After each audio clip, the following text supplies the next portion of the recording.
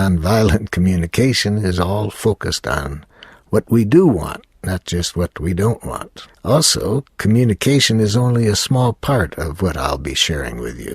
Nonviolent communication consists of a value system that we are trying to live by, and then it outlines a language, thinking, communication skills, and means of influence that support that way of living. Two questions are, what happens to people to lead them to enjoy other people's suffering and to make them want to contribute to other people's suffering? And then what happens to us human beings so that we stay with the process of compassion, where we enjoy contributing to each other's well-being? I came to a conclusion after reading about comparative religions that they all were saying pretty much the same thing, that compassion is how we were meant to live, contributing to one another's well-being willingly, out of the joy that comes naturally when we exercise our power in the service of contributing to people's well-being. They each said this perhaps in a different way, but I got this same message, that our nature as human beings is to exercise our enormous power in the service of life, to enrich life in ourselves and others. What skills are necessary to live compassionately? The skills that seemed to be necessary to live compassionately were quite different than the skills that we were taught. We were educated to contribute to the structures we were living in, and these structures are structures in which people claim to be superiors and know what's right for others, and to impose what they believe is right on the others. And that way of living requires a certain way of thinking, communicating, and using power. And I saw that that was the problem, that what created violence was a certain way of thinking, a certain language, and a certain way of using power. What are the skills that are necessary to live in harmony with compassionate giving? What kind of language is necessary? What kind of communication skills are necessary? What kind of thinking supports it? And what kinds of means of influence support it? And where do you find that information? Because it wasn't too clear as I was reading about the comparative religions how specifically we were meant to behave in order to live in harmony with compassionate giving. So what I decided to do was then do a different kind of research to observe the people that I respected the most, who seemed the most compassionate, who seemed to enjoy giving to others. And I tried to see how were they different than the people who seemed to enjoy criticizing, blaming, attacking others. And it was through studying these people, also studying some research in psychology that tried to identify what characteristics of development contribute to people's behaving in a compassionate way. I put together from these sources a process that seemed to me to summarize how we were meant to live and the skills that were necessary to do this. And that's how nonviolent communication evolved, from the research that I did to identify what kind of human development is necessary for us to live compassionately. So the process that I call nonviolent communication consists of an intention to contribute to our own well-being and the well-being of others compassionately. And what I mean by giving compassionately is, first of all, that whatever we do is done willingly. It's not done out of guilt or shame or fear of punishment or trying to buy love by submitting to what we think others expect us to do. No, I saw that the intention I wanted to live by and that I thought was necessary for compassionate giving was that we give solely out of the joy that comes naturally from contributing to life, our own life and the lives of others. And I organized what I was learning about this into the program that I now call Nonviolent Communication. The purpose of the process of nonviolent communication, to provide us with the language, with the thinking, the communication, means of influence that support us in connecting with ourselves and others in a way that promotes compassionate giving. I'd like to clarify for you the structure of the process itself. For the moment, let me just give you an overview of what nonviolent communication consists of to help support us in creating compassionate giving. First, it requires a radical transformation of language. For about 10,000 years over most of our planet, people have been operating according to what I call domination structures. Structures in which some people claim to be superiors and have the right to control others because they know what's best. Some of these people call themselves kings, some call themselves czars, but whatever they call themselves, it's very important for their structures to sustain themselves that people be educated to be obedient to them. So how do you educate people to be submissive and obedient? Well, you need to teach them a language in which they get disconnected from their own power and look outward to authority to guide how they are meant to live. To do this requires a language that is static, that describes what people are, whether they are good or bad, right or wrong, normal or abnormal. So to maintain domination structures, a core component is to educate people with such a static language that uses the verb to be in ways that judge people, their behavior, their appearance, their intelligence. And in addition to this language that I call a language of domination, it's also important to teach people retributive justice. Retributive justice basically implies that if you are judged as bad by the authorities, you deserve to suffer for it, to receive punishment. And if you are positively judged by authorities as good, then you deserve to be rewarded. It's my belief that this combination of teaching people to think in a static way in terms of good, bad, right, wrong, normal, abnormal, appropriate, inappropriate, mentally normal, mentally ill, that way of thinking combined with retributive justice based on punishment and reward, I believe is at the heart of violence on our planet.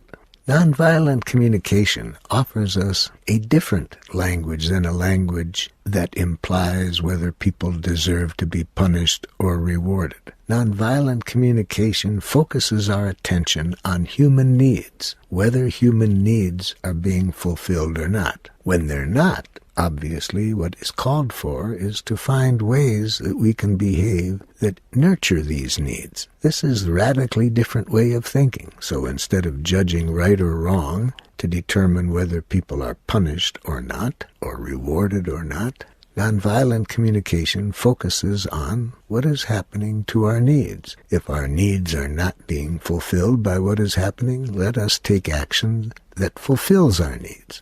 If our needs are being fulfilled, let's celebrate. So this is a radical departure from the language of domination, a language of judging what people are. And nonviolent communication shows us three other important forms of communication that support expressing our needs and understanding the needs of other people. First, nonviolent communication suggests clarity about actions that are supporting needs being fulfilled or not. So nonviolent communication suggests that we make clear observations, that we can tell people when their actions are meeting our needs and when their actions are not meeting our needs. Another component of nonviolent communication are feelings.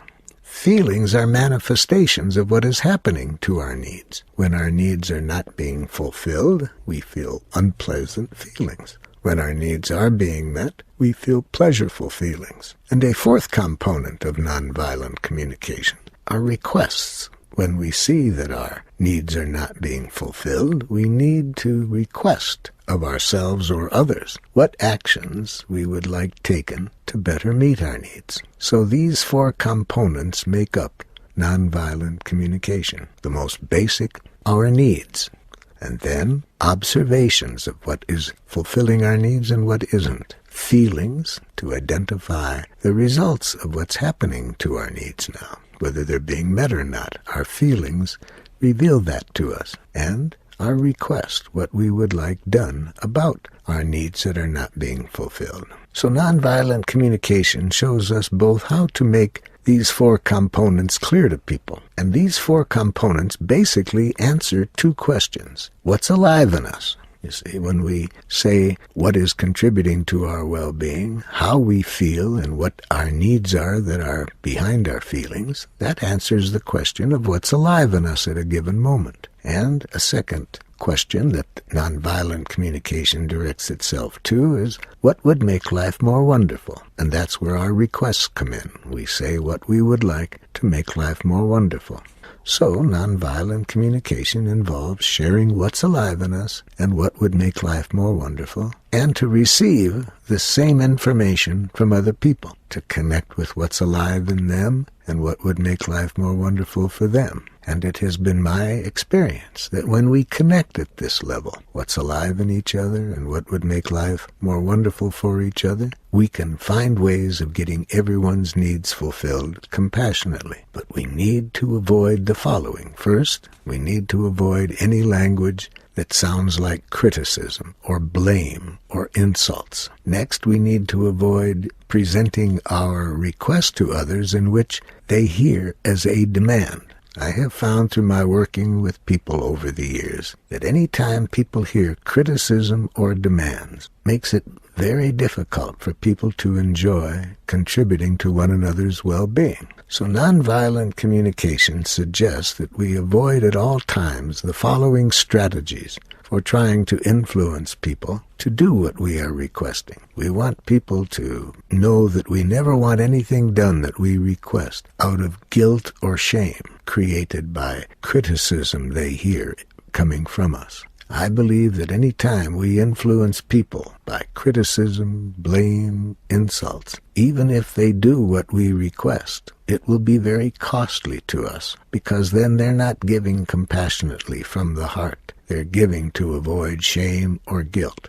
And giving done out of that energy, I believe, is costly to both parties in any relationship. Nonviolent communication also suggests that we avoid at all times any use of punishment, and the idea, retributive justice, that there are certain things you must do, and if you don't do them, then you deserve to suffer for what you have done. And if you do these things which are defined as right by authorities, then you deserve to be rewarded. So when I suggest other alternatives to conflict resolution than punishment and reward, it's enormously shocking to people. One of the things that helps is I say to people that if you ask yourself 2 questions, you will see that punishment and reward never work. And what are these 2 important questions? Question number 1, if somebody's doing something you don't like, what would you like them to do differently? Now, if you answer only that question, it can lead you to think that punishment sometimes works, because certainly we can all think of evidence, I would guess, of a time when maybe we were influenced to do something out of fear of punishment, or we were able to influence our children to do things because they were afraid they'd be punished if they didn't. So if you define works as simply getting people to do what you want, punishment sometimes works. But if you ask a second question of yourself, I believe you will see that punishment never works. What do you want the other person's reasons to be for doing what you request of them? Anytime we get people to do things out of fear that we're going to punish them if they don't, or out of shame or guilt, it's very obvious then that whatever we got that person to do is costly, because we are then experienced as a source of violence, somebody who is prepared to make them suffer if they don't do what we want. And it's pretty obvious to everybody that that is very costly, because to whatever degree people see us as violent rather than compassionate makes it that much harder for them to enjoy